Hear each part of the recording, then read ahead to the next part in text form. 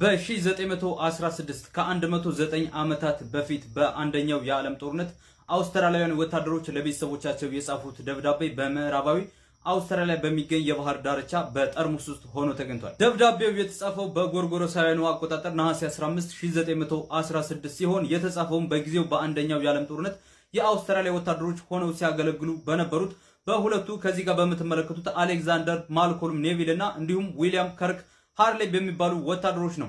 እነዚህ ወታደሮችም እነዚህን ደብዳቤዎች የጻፏቸው ለቤተሰቦቻቸው ነበር። ይህንን ታሪካዊ ደብዳቤ የያዘውን ጠርሙስ ያገኙት ደብራ ብራውን እና ቤተሰቦቿ ሲሆኑ በምዕራባዊ አውስትራሊያ ዋርቶውን ተብሎ በሚጠራው የባህር ዳርቻ አካባቢ ነው። ደብራ ብራውን እና ቤተሰቦቿ የባህር ዳርቻውን የማጽዳት ልማድ ስለነበራቸው ይህንን ጠርሙስ አግኝተውታል። ካገኙት በኋላም በጥንቃቄ ወረቀቶቹን አውጥተዋቸዋል። ከዚህ ጠርሙስ ውስጥም ሁለት ደብዳቤዎችን አግኝተዋል።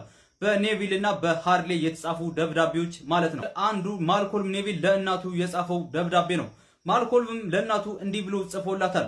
እናቴ በጣም ጥሩ ጊዜን እያሳለፍን ነው። በተለይ እየተመገብናቸው ያሉ ምግቦች በጣም አሪፍ ናቸው። ከአንዱ ምግብ ውጪ እሱንም ወደ ባህር ጥለነዋል።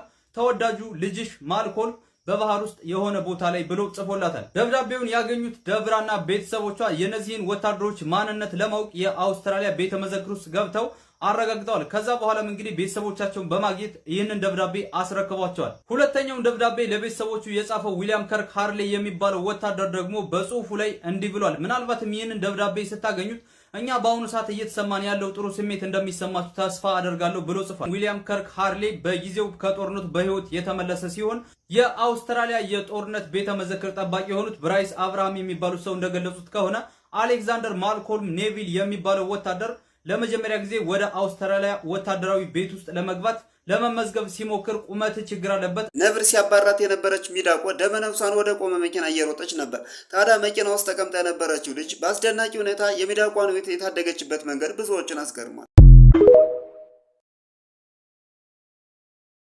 ተስፋህን በፍጹም በሰዎች ላይ አታድርግ። ታማኝ እንዲሆኑልህም አትጠብቅ። ይልቅ አንተ ላይ ጥገኛ እንዲሆኑ አድርጋቸው። ማኪያቬሊ በመጽሐፉ እንዲህ ይላል፣ ዶንት ቼዝ ሎያሊቲ ክሪኤት ሙቹዋል ዲፔንደንስ። በ15ኛው ክፍለ ዘመን የፈረንሳይ ንጉሥ የነበረው ሉዊስ 11ኛ የራሱ ኮከብ ቆጣሪ ነበረው። ነገር ግን ለስልጣኑ ስላሰጋው እንዲገደል ያዛል። ስቅላቱ ከመፈጸሙ በፊት እስቲ አዋቂ ከሆንክ እጣ ፈንታዬን ንገረኝ፣ እኔ መቼ ነው የምሞተው ብሎ ጠየቀው። ኮከብ ቆጣሪውም ወደ ንጉሱ ዞር አለና ንጉሥ የሚሞቱት እኔ ሞት ከ3 ቀን በኋላ ነው ብሎ መለሰ። ይህን ጊዜ ንጉሱ ደነገጠ። ኮከብ ቆጣሪውን ቢጠላውም እንኳን ጨክኖ መግደል አልቻለም። ፍርሃት አደረበት። በዚህም ምክንያት ቀሪ ዘመኑን ሁሉ እየተንከባከበ አኖረው። አንተም ይህን ካደረግ ሰዎች ቢጠሉህም እንኳን ሊጎዱህ አይችሉም።